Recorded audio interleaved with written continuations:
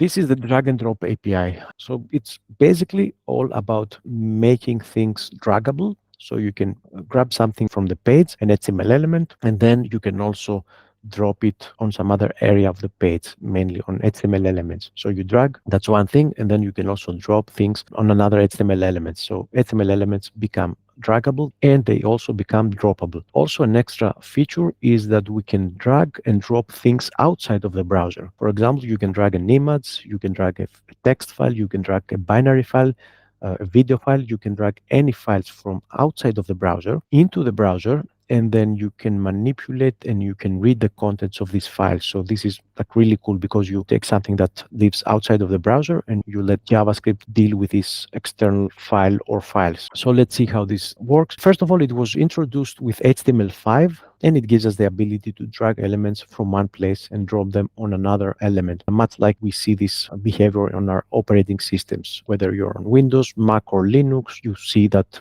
all the things work in a drag and drop fashion. We create files, we copy files, we move them around in this way. Applications for this drag and drop, we see really nice applications like Trello. Trello uses the drag and drop to move cards around, create lists, and it's a really awesome application. And this drag and drop ability is making it really easy to work with. So kind of like, let's say, business applications. You can use it to create some scientific applications. This is like a DNA simulator. So in this case, you can like, I'm not sure how it works. I forgot, but yeah, you can move it like around like this. And then you can, of course, build games like solitaire game, which uses drag and drop to pick a card and move it. Basically, you can move things around and you can make this work. Really cool ideas. Okay, what are the basics? I will open up an HTML file. On my local environment, I have a simple HTML. So let me open this up using live server so I can write some code in here. I will go back to this code in a bit. Okay, the theory first, the basics. You can either have draggable elements or droppable elements, or both. Sometimes you start by creating some draggable elements, and you can think of this as the source. Then you create some droppable elements, which is the target. So you drag something, which is the source material, and then you drop it on some other element, which is the target, and you get some interaction. So you drag an element from a list and then drop it on another list, and then you see something moving from one list to another, for example. Then you select, after you have created the draggable and the droppable elements, you select the draggable element with the mouse, you drag the element to a droppable element and release the mouse. The basic idea is create these two types of elements, draggable and droppable, and then you drag something, you move it over another droppable element, you release the mouse, and then things start to happen. So let's see this in code. So in order to specify draggable and droppable elements that are listening on specific events, you will see that we get some new events. So the first thing is to create a draggable element and a drop target element. In this case, we have a div. We have put some text and we put some ID. And the way that we transform an HTML element from a plain HTML element to a draggable HTML element is that we place this Boolean attribute here. So this takes an ordinary div and makes it draggable. Then you create another element. It will behave as the drop target, the place where we drag and drop something onto it. So that's the HTML part. Let me put this here, and then we'll style them also. So I will put some style in a bit. So once we have created the HTML elements, we go to transforming or enabling draggability, let's say, on the first element by placing this draggable attribute. We set the element as a drop target. And in order to set an element as the drop target, we don't need to put any attribute, but we need to disable the default drag over behavior. This is important. When you drag over something, over an element, there's some default behavior by the browser. Now I cannot like drag something here, but we will see it in a bit. And the way that we do it is that we get the drop element, and then we define a function that we handle the drag over event, and we use event prevent default to disable the default drag over behavior, which means we have to set an event listener on the drag over and run this function. Let me go here in the code and run this. Let me see how we can make this work. Now we'll switch to JavaScript, and I will just go step by step. So I will remove this one. Okay, I will put some style on the draggable This is just styling, be able to distinguish between the draggable and the droppable elements, and then the drop target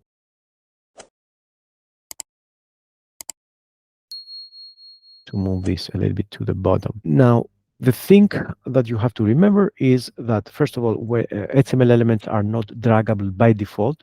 So if I try to drag an element like this H1 or this draggable element or this droppable target, it just nothing happens. It stays there like it's fixed position and nothing happens. But if I put the draggable property in any of these elements, you can see that I can now drag them.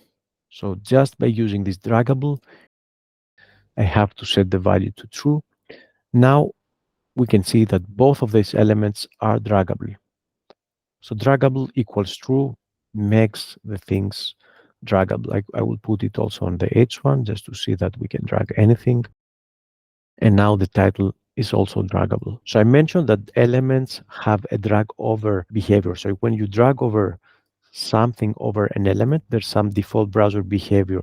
When we drag over an element over another element, the browser does something that is not, let's say, visible in some way, but there's something happening in the browser right now. The browser detects that we're dragging over some element over another, and it does have some default behavior that we need to prevent so that we get control over the drag over event. Much like, let me give you another example for another event, like when we have an anchor tag. So when I have an anchor tag, there is a default click event. When I click here, there is a click event. There is a click event handler happening that leads me to another page. So there is a click event. So let's say document, query, selector A, add event listener, click, and then event. If I don't prevent the default behavior, which is to take me to another page, when I click this link, it will lead me to Google. So there's some default click behavior happening, even though I don't actually, let's say, see it. But if I put the event prevent default here, I'm going to prevent the default click behavior, the browser thing, using JavaScript, and then this will not work. So the same thing happens with the drag over event, and we can prevent it. The only difference that I see is the icon changes. Other than that, the default behavior is not clear in the beginning. So let me close the style here. Let me remove this one. I will leave it here, but let me put it in another script so we get to see less code. So we have the drop target. We have to listen on the drag over event and prevent the default behavior. Otherwise, our drag and drop events will have some kind of like conflict. They will be misbehaving. Just keep this in mind as a rule whenever you want to create a drag and drop application. Just prevent the default drag over behavior. So created draggable element. We added the draggable equals true to make it draggable. We created the drop target. We picked this through JavaScript and prevented default drag over behavior. A single drag and drop communication requires the drag start and drop events to be handled. Drag start is the event that happens when we start dragging an element, and drop is when we drop something. And of course, what we do is we get the reference to the draggable element, meaning we use the query selector to get the draggable element, the HTML element that we defined as the draggable target. Then we start listening on the drag start. So when we start dragging that element, the event will be triggered. And then we also listen on the drop event on the drop target. So drag start event on the draggable element, drop event on the drop target. So let me go here. I need to also get the draggable, and that's ID draggable. I have this event prevent default on the drag over. This is something that you should always do. And now I need to listen on the draggable, add event listener, drag start event. Let me console log something like the type of the event. This means that if I start dragging on the draggable, I will see an event getting triggered, and the callback, the event handler, will be console logging the type of the event. So if I start dragging, you will see the event triggered. Release the mouse. Now I drag again once more, leave it, drag.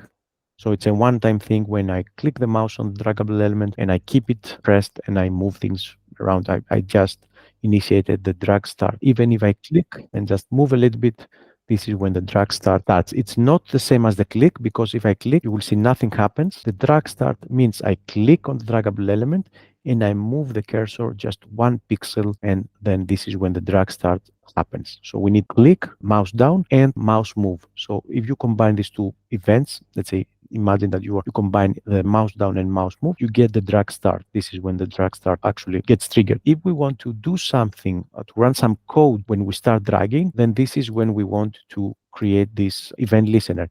So basically, we can make an element draggable just with the attribute. We don't need any JavaScript. But if we also want to run some code, some JavaScript code when we start dragging, we can use this event. And then let me also use an event listener on the drop event on the drop target. Remember now that even though I'm using the drop target as a drop element, I can also drag it, right? You can have elements that are both draggable and droppable elements. So I'm dragging this. So the drag start event started.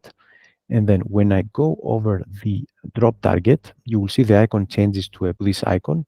So from a normal cursor, once I'm inside the content, my mouse cursor is inside the content area of the drop target, the icon changes.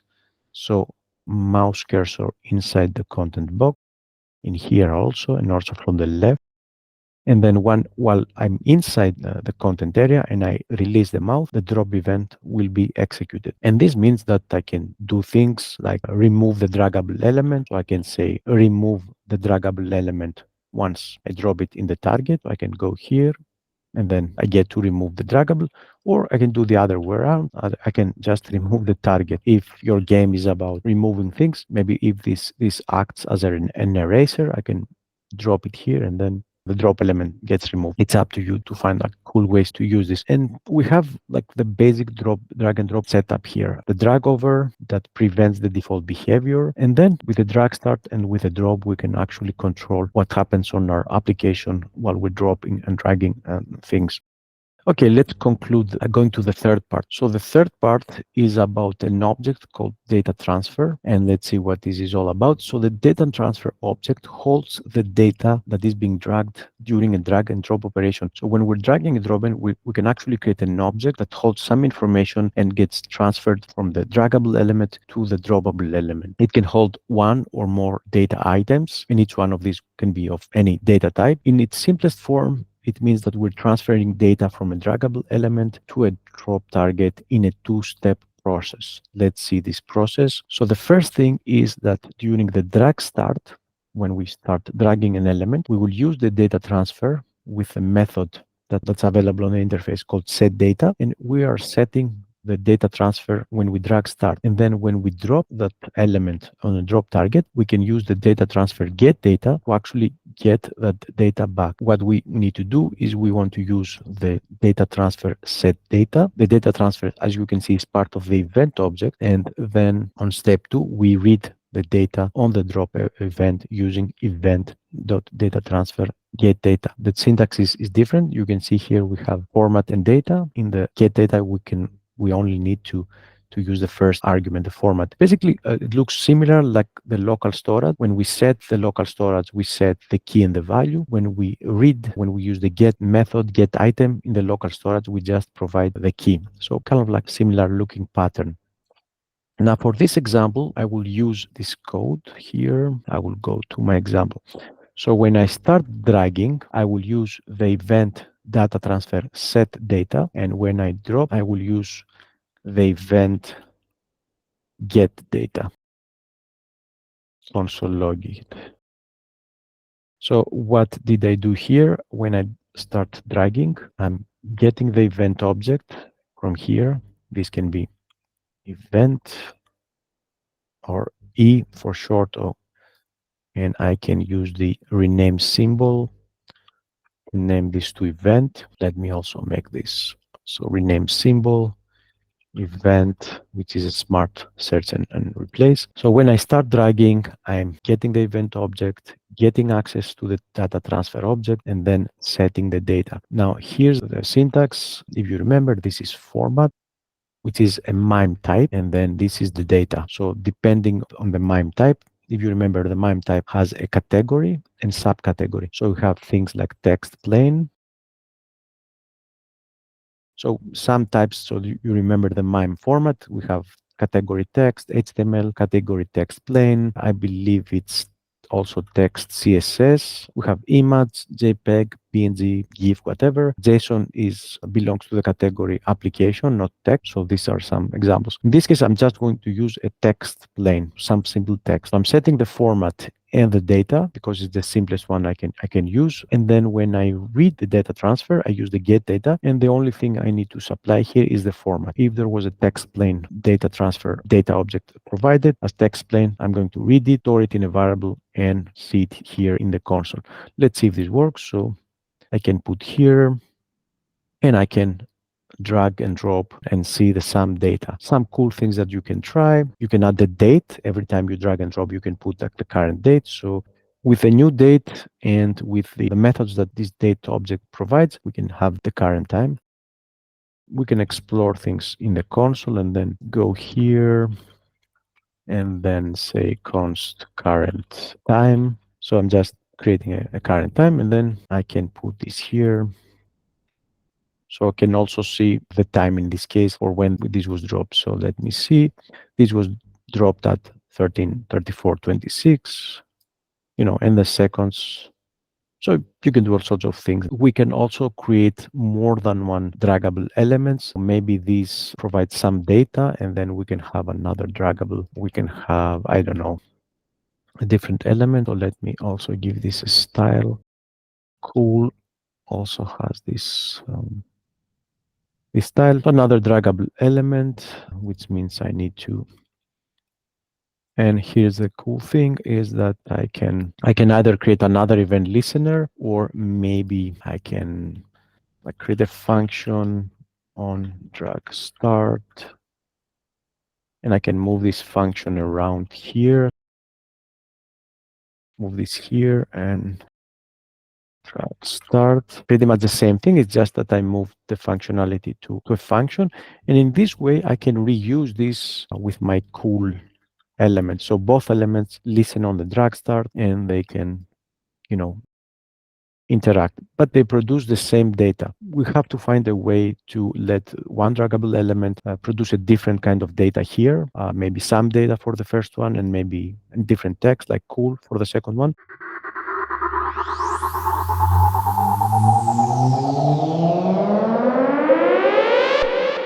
Now, let's go one step further. Let's console log the event data transfer just to see what we get apart from these methods when we drag over. So let's see this object, the event data transfer. So we have a drop effect, we have effect allowed, we have files, items, types. So there's all sorts of interesting properties that we, of course, want to explore by going to the interface page on MDN and searching for data transfer. So another page that defines the interface, the properties, the constructor, the methods, the events. So you can search about all these things that are available in here. Another task is to build this drag and drop kind of application where you can create a list. Now, for this one, there's the initial code, source code here. What you can do is you can check all these links here. And for this task board, like for this demo, you can actually see this working, but can also do is you can explore the source code for this one. So I would say just go through the code and see how we can build this Trello-like clone, and then maybe try to recreate it on your own without looking at the code. Also, another thing, we have another demo, which is this shape game. So you can drag this and you can play this kids game. It's another cool game that you can study the source code. Then, of course, try anything that comes to your mind. And the more you combine these APIs, you can use the media API with the drag and drop, you can use local storage, you can build some amazing stuff.